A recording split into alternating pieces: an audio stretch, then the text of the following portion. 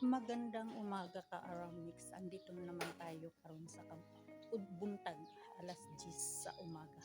Ganito ang panahon namin. Magandang umaga sa inyong lahat.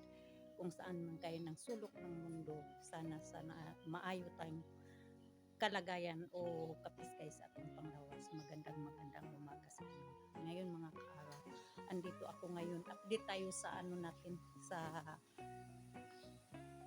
dragon fruits na akong gikating ag sa diha nga karon magduha na kabulan muna ni siya duha na kabulan. Daghan na kaayong sanga kanang kuan branches, daghan na siya mga branches. Magduha na ni siya kabulan karon magkating na pud sa usa ka punuan diri kare na pud akong katingon, di ba, duhan sa punuan kani siya. Wala pa mubo sa sunod na lang na kay wa pa kaabot ani sa kuan.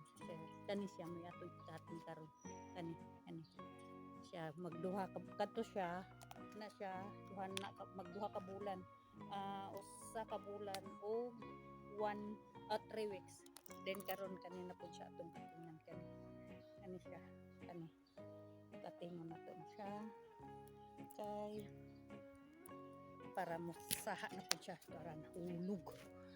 Then karon kani siya mo na po ni sunod, wala pa kabot sa 2 days. Then update ta sa akong 1 year nga gitanom nga kuan kato siya branches man to akong gitanom kani siya akong gitanom kuan kanang say ngalan na liso, pero 1 year na siya kapin. Mao pa lang na siya kataas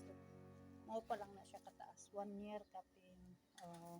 Daghang salamat sa paglantaw. God bless. Jesus loves you. Please subscribe and my munting channel. Update tayo sa panahon mo ni panahon namo karon dire maalimuom nga mainit. Thank you. God bless you all.